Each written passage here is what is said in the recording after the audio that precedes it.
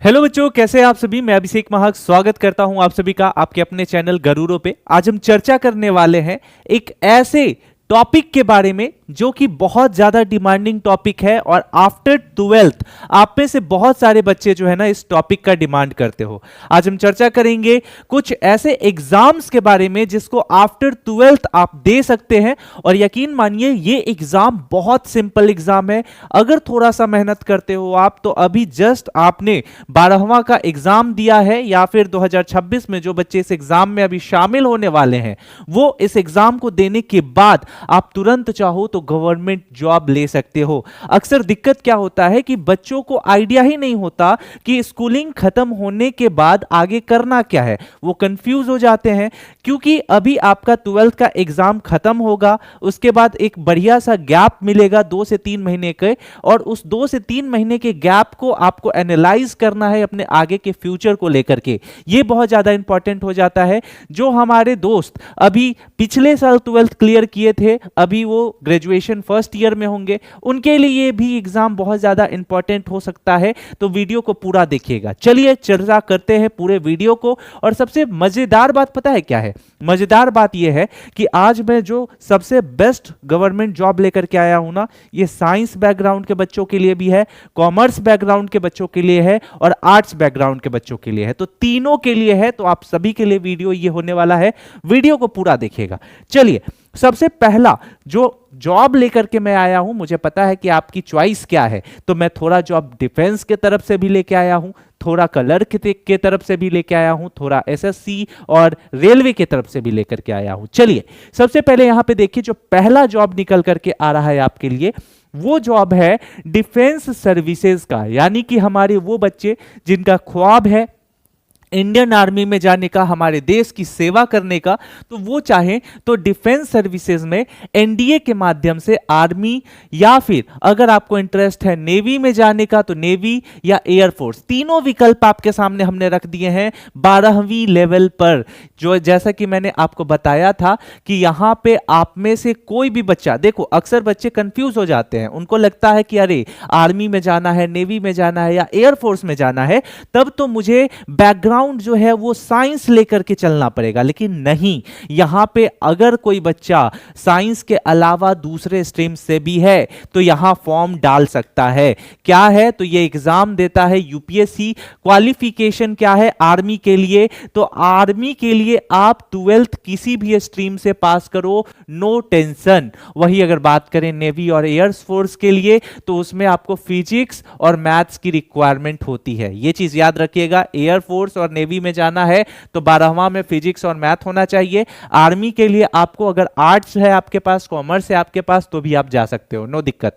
Age limit की बात करें तो एज लिमिट आपका 16.5 साल से लेकर के 19.5 साल यानी 20 साल मान करके ले लो आप। उसके बाद एलिजिबिलिटी की अगर बात करें तो इंडियन सिटीजन होने चाहिए, फिजिकली फिट होने चाहिए और मेडिकल फिटनेस तो रिक्वायर्ड यहां पे होगी ना भाई, क्योंकि हमारे देश की बात है, आर्मी की बात है। ठीक है, चलो अगर सैलरी स्ट्रक्चर की बात करें ना तो 56,100 से लेकर के टोटल अलाउंस वगैरह जोड़ जाड़ के आपका जब प्रमोशन होगा तो 2 से 3 लाख जैसे ही आपका प्रमोशन होगा। ठीक है, स्टार्टिंग में तो आपका 50,000 से 70,000 सैलरी रहता है, लेकिन फिर जैसे जैसे आप ग्रोथ करते जाओगे, इंटरनली एग्जाम दोगे और ऊपर उठोगे तो सैलरी जो है वो लाखों में जाती है। दूसरा एग्जाम आपके सामने निकल करके आता है वो है एसएससी सीजीएल का। बहुत ज्यादा पॉपुलर एग्जाम है, बहुत बच्चे भरते हैं, लाखों की संख्या में भीड़ है इस फील्ड में। लेकिन अगर निकालना है एग्जाम तो सीरियस होकर निकाल सकते हैं। देखिए इसकी क्वालिफिकेशन क्या है कि अगर कोई बच्चा साइंस से है, कोई बच्चा आर्ट्स से है या कोई बच्चा कॉमर्स से है तो आप इस एग्जाम में बैठ सकते हो। यानी कि कोई भी बैरियर नहीं है कि 12वां में आपके साथ क्या होना चाहिए। ठीक है, अब यहां पे देखो एज लिमिट की बात करें तो यहां पे 18 से 27 साल यानी कि एसएससी सीजीएल का भी पेपर आप दे सकते हैं।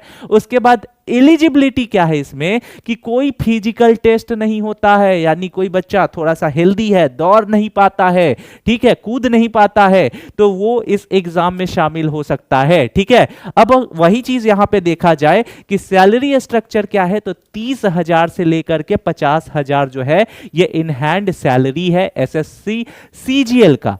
समझ में आ रहा है? टेंशन लेने वाली बात नहीं है, बहुत सारे जॉब लेकर के आया हूं, एक से एक जॉब है। अब आगे देखो, दूसरा अगर मैं बात करूं तो तीसरा आपके सामने जो जॉब आ जाता है वो है रेलवे एनटीपीसी का। रेलवे एनटीपीसी का आपने नाम सुना होगा। रेलवे जो है इसमें आपको मौका मिलता है सर्विस करने का। क्या है जरा इसको समझिए। तो आरआरबी एनटीपीसी 12th लेवल पे है और इसके ग्रेजुएशन लेवल पे भी होते हैं, बट अभी फिलहाल 12th लेवल पे हम बात कर रहे हैं, ठीक है। आरआरबी एनटीपीसी 12th लेवल है। उसके बाद एज लिमिट की बात करें तो 18 से 30 ईयर है, यानी कि अगर कोई 18 से 30 साल का है तो वो इस एग्जाम को दे सकता है। मेडिकल फिटनेस यहां पे रिक्वायर्ड है। एनटीपीसी की बात है तो यहां पे मेडिकल फिटनेस रिक्वायर्ड है। और अगर इसकी सैलरी स्ट्रक्चर की बात करें तो 35 से 50 हजार रुपया एज पर योर एक्सपीरियंस और टाइम, जैसे ही आप दोगे वहां पे आपका ये रिक्वायरमेंट होता है। चलो तीसरा देख लिया, चौथा समझते हैं। चौथा है आपके सामने क्या, तो एसएससी स्टेनोग्राफर। क्या है, ग्रेड सी और डी का जॉब है एसएससी स्टेनोग्राफर। इसमें एग्जाम क्या क्या होते हैं, तो एग्जाम का प्रॉपर मोड ही है यहां पे एसएससी स्टेनोग्राफर, इसका नाम है। क्वालिफिकेशन इसमें चाहिए 12th पास। एनी स्ट्रीम्स के बच्चे इसमें भर सकते हैं। और अगर एज लिमिट की बात करें तो इसमें आपका एज ग्रुप सी के लिए यानी ग्रेड सी के लिए 18 से 30 होना चाहिए और ग्रेड डी के लिए 18 से 27 होना चाहिए। अगर एलिजिबिलिटी की बात करें तो आपके पास स्टेनोग्राफर का आइडिया होना चाहिए। क्या है स्टेनोग्राफी स्किल्स रिक्वायर्ड क्या होती है, वो सारी चीजें आपको यहां पे मालूम होनी चाहिए। सैलरी स्ट्रक्चर 30,000 से 55,000 एज पर योर एक्सपीरियंस जो है वो बढ़ते जाता है। और काफी ज्यादा जो है यहां पे मेडिकल हेल्थ भी मिलता है। चूंकि आपको पता है कि रेलवे की जॉब है, सेंट्रल लेवल जॉब है, तो काफी बेहतर मौका अपॉर्चुनिटी आपके पास है। और कौन कह रहा है भैया कि यहां पे ज्वाइनिंग करने के बाद करियर खत्म है, कहीं पे नहीं फॉर्म भर सकते हैं, भरो। लेकिन आप सोच रहे हो अभी स्कूल से बाहर निकले हो और थोड़े से मेहनत से आप जो है सिलेक्शन ले सकते हैं। कंपटीशन हर जगह है लेकिन भीड़ है, हर जगह भीड़ भरा हुआ है। आपके अंदर वो जज्बा है, आप कर सकते हो, ठीक है। तो ये सारी चीजें हैं। अब आगे देखते हैं। अब पांचवा आपके सामने आता है इंडियन आर्मी क्लर्क का, ठीक है।